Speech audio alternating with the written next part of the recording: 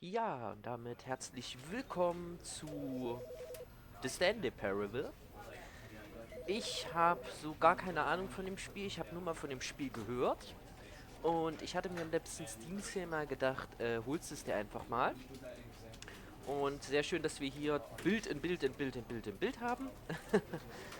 Und ja, ich habe wie gesagt keine Ahnung vom Spiel. Ich hatte es nur mal ganz kurz gestartet, um zu gucken, ob auch alles läuft. Und ich drücke jetzt einfach mal auf Spiel beginnen und guck, was mich erwartet. Das Ende ist niemals. Okay. Und die End ist Loading übrigens, ne? Tja. Ladescreen, Ladescreen, Ladescreen.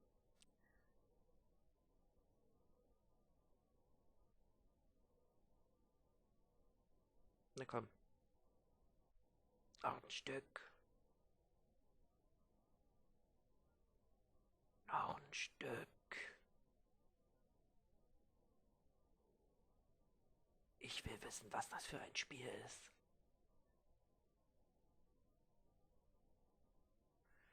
Click to skip. This is the story of a man named Stanley.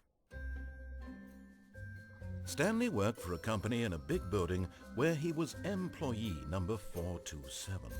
Employee number 427's job was simple. He sat at his desk in room 427 and he pushed buttons on a keyboard. Orders came to him through a monitor on his desk, telling him what buttons to push, how long to push them, and in what order.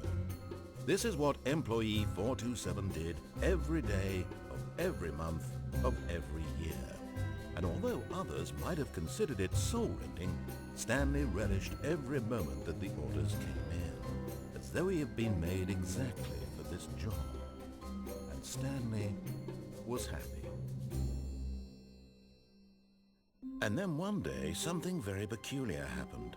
Something that would forever change Stanley. Something he would never quite forget. He had been at his desk for nearly an hour when he realized that not one single order had arrived on the monitor for him to follow. No one had showed up to give him instructions, call a meeting, or even say hi. Never in all his years at the company had this happened, this complete isolation. Something was very clearly wrong. Shocked, frozen solid, Stanley found himself unable to move for the longest time. But as he came to his wits and regained his senses, he got up from his desk and stepped out of his office. Okay, also Stanley scheint ja ein ganz erfülltes Leben zu haben mit seiner Arbeit. Okay. Das kann ich leider hier alles nicht lesen. Ich kann auch nicht irgendwie ranzoomen. Was steht da? Irgendwas mit Days. Mondays bestimmt. Hate Mondays. Nehme ich mal an. Steht da. Und... Okay, Boah, was hat denn er für ein Büro? Kann man die Dinger da oben wenigstens aufmachen, damit ein bisschen Licht reinkommt? Ich meine, wenn du hier... Jetzt nehmen wir mal an, der hat einen 40-Stunden-Job. Wenn man hier 8 Stunden am Tag sitzt und in der Dunkelheit, da wird man doch nach ein paar Monaten depressiv. So, naja, gehen wir mal raus. Gucken, was hier so... Können wir irgendwelche Türen öffnen? Die scheint zu sein. Das Büro hier geht ja noch. Der hat noch ein Fenster und sogar ein Bild da hängen. Auch wenn das einzige Fenster ihm hier nach draußen gucken lässt. Ist wahrscheinlich auch nicht so spannend. Also hier möchte ich nicht unbedingt arbeiten. Die Tür geht leider auch nicht auf. Die ging nicht. All of his co-workers were gone. What could it mean?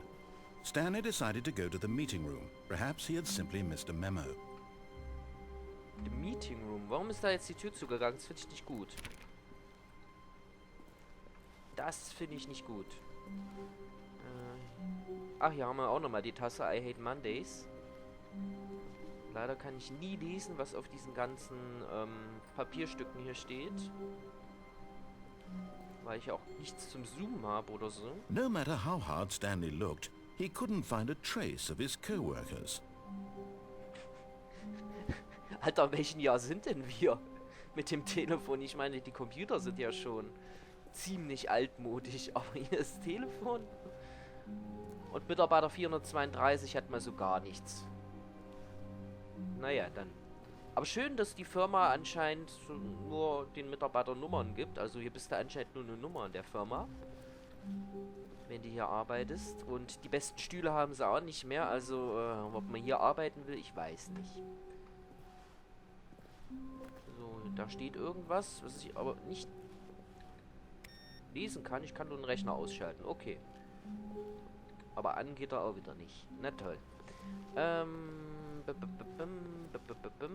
Hier haben wir wieder... Ah, warte mal. I like... Work... I just... Hate... my... Boss.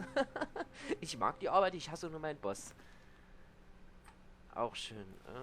Ich nehme an, wir kommen hier in keine Tür rein. Oh, schickes Bild. So, der Blick nach draußen ist ja natürlich auch sehr abwechslungsreich. Ich probiere einfach mal jede Tür aus, ob wir da reinkommen. Wieso so ein Rechner an? Ich mach den jetzt einfach mal aus. Da ist auch ein Rechner an. Sieht fast so aus, als hätte der was gezockt. Da kommen wir also auch noch rein. Wo ist eine andere Tür? Hier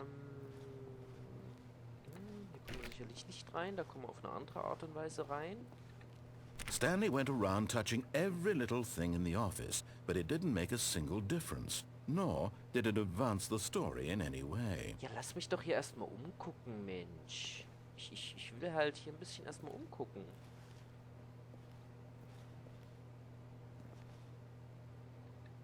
Was steht da? Ich kann es leider nicht lesen. Vater?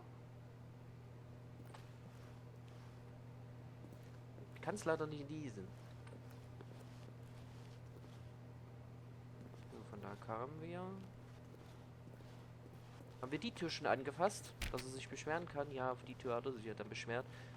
So, es ist... 11:30.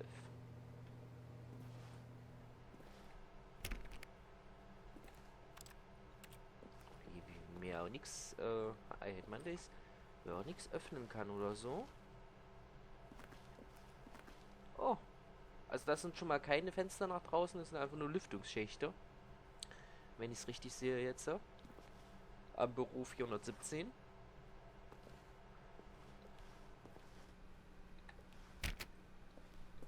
Nix. Auch nix. Hier stehen viele tolle Sachen. Scheint irgend so ein Meeting Room zu sein. Aber nicht der Meeting Room, den wir suchen. When Stanley came to a set of 2 open doors, he entered the door on his left. Nö. This was not the correct way to the meeting room, and Stanley knew it perfectly well. Perhaps he wanted to stop by the employee lounge first, just to admire it. Ganz genau.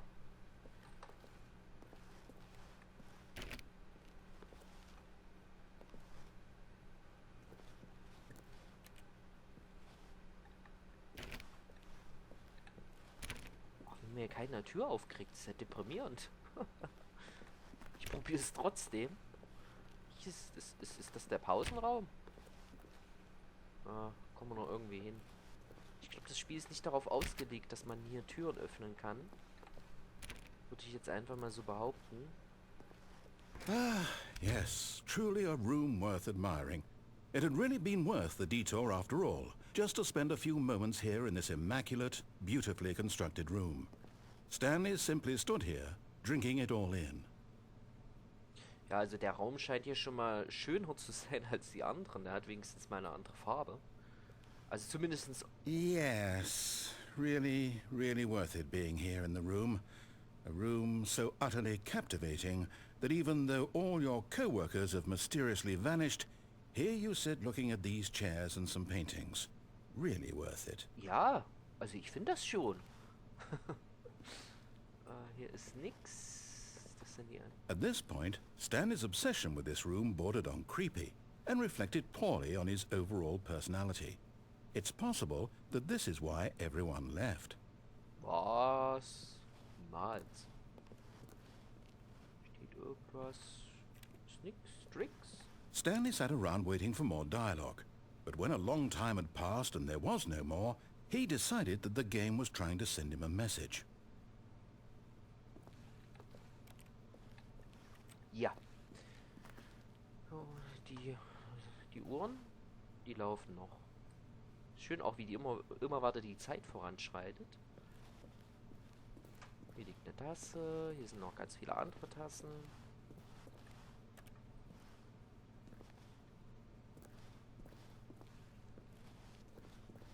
But at last, he'd had enough of the amazing room and took the first open door on his left to get back to business. Ich möchte aber nicht diesen Anweisungen Folge leisten. Die Anweisungen laden eigentlich geradezu dazu ein, nicht ihnen Folge zu leisten.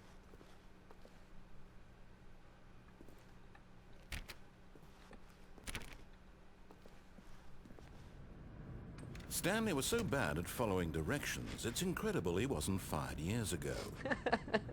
Sehr schön. Ja, also es geht ja gar nicht. Also, dass der nicht schon vor Jahren hier rausgeschmissen wurde. So, wir sind in der Produktion oder so. Lüge nicht, falls du lügst. Hör sofort damit auf. Sehr schön.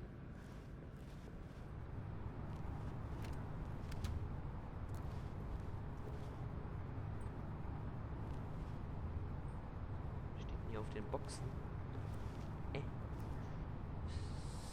Store in a cool, dry place. Okay. Do not jump from the cargo lift. While it is in motion. While cause death.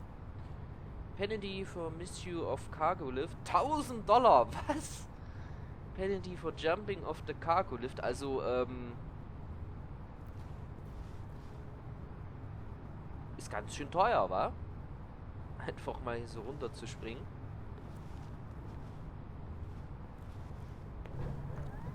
Look, Stanley, I think perhaps we've gotten off on the wrong foot here. Warum? I'm not your enemy, really, I'm not. I realize that investing your trust in someone else can be difficult, but the fact is that the story has been about nothing but you all this time. There's someone you've been neglecting, Stanley. Someone you've forgotten about. Please, stop trying to make every decision by yourself. Now, I'm not asking for me, I'm asking for her. Ich möchte aber gerne jede Entscheidung selbst treffen. Bin ich eigentlich tot, wenn ich hier runterspringe? This is it, Stanley. Your chance to redeem yourself. To put your work aside. To let her back into your life. She's been waiting. Und dann soll sie noch ein bisschen länger warten. So. Nix. Kommen wir sicherlich nicht rein.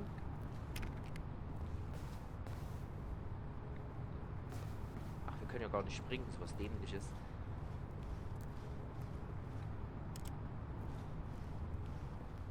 So, ich glaube, wir sind im Lager irgendwie. Kann das? Ich würde aber gerne hier raus.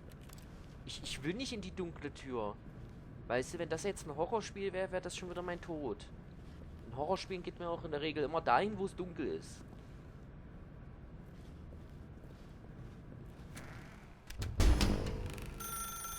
That's her, Stanley. You need to be the one to do this. To reach out to her. If you can truly place your faith in another, then pick up the phone. Na toll. Hallo?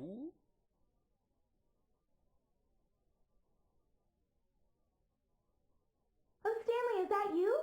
Hold on, sweetie. Sorry to keep you waiting. I'm just pulling the bread out of the oven. All right. Okay, there we go. All right, now, I want you to come in and tell me all about your day. Gotcha. Oh, come on. Did you actually think you had a loving wife who'd want to commit their life to you? I'm trying to make a point here, Stanley. I'm trying to get you to see something. Come inside. Let me show you what's really going on here. Was für ein Arsch. Okay. Sorry, but you're in my story now. Ey, was für ein Arsch.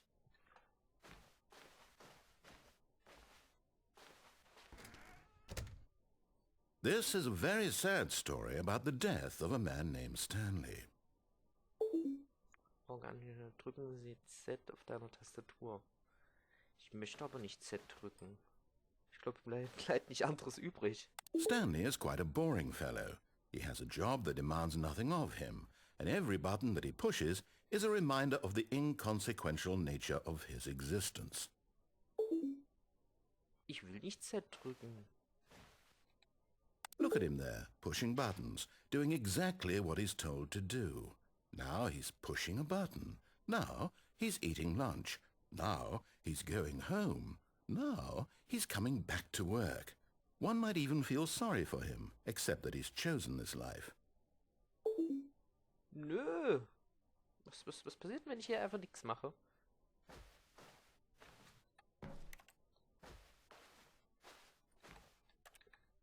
Was ein Scheiß. Ich will nicht 8 drücken. Scheiß drauf. But in his mind, in his mind he can go on fantastic adventures. From behind his desk, Stanley dreamed of wild expeditions into the unknown, fantastic discoveries of new lands. It was wonderful.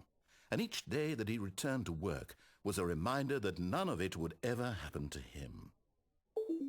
Ist ein ganz schöner Arsch, der Sprecher, finde ich, ne? Um fernzusehen. And so he began to fantasize about his own job. First, he imagined that one day while at work, he stepped up from his desk to realize that all of his co-workers, his boss, everyone in the building had suddenly vanished off the face of the earth. The thought excited him terribly. Drücke G, Zeit mit den Kindern zu verbringen. So he went further. He imagined that he came to 2 open doors and that he could go through either. At last, choice. It barely even mattered what lay behind each door.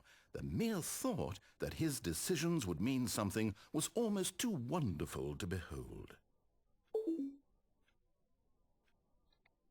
As he wandered through this fantasy world, he began to fill it with many possible paths and destinations. Down one path lay an enormous round room with monitors and mind controls. And down another was a yellow line that weaved in many directions, and down another was a game with a baby. And he called it the Stanley Parable.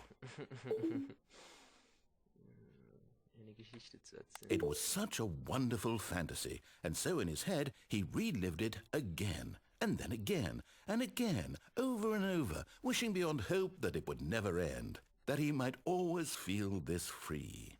Surely there's an answer down some new path, mustn't there be? Perhaps if he played just one more time. Bitte drücke U, um deiner Frau zu sagen, dass du sie liebst. But there is no answer. How could there possibly be? In reality, all he's doing is pushing the same buttons he always has. Nothing has changed. The longer he spends here, the more invested he gets, the more he forgets which life is the real one. And I'm trying to tell him this, that in this world he can never be anything but an observer, that as long as he remains here, he's slowly killing himself. But he won't listen to me. He won't stop. Here, watch this. Stanley, the next time the screen asks you to push a button, do not do it. Morgen früh bei der Arbeit zu sein. So ein Scheiß, jetzt hat sich das alles wieder zu unserem Arbeitsplatz verändert. Aber zu einem schöneren. Wir haben zumindest jetzt ein Fenster. You see? Can he just not hear me? How can I tell him in a way that he'll understand that every second he remains here, he's electing to kill himself? How can I get him to see what I see? How can I make him look at himself? Nichts in Frage zu stellen. I suppose I can't, not in the way I want him to. But I don't make the rules. I simply play to my intended purpose, the same as Stanley. We're not so different, I suppose. I'll try once more to convey all this to him. I'm compelled to. I must. Perhaps, well, maybe this time he'll see. Maybe this time. And I tried again, and Stanley pushed a button. And I tried again, and Stanley pushed a button. And Hey,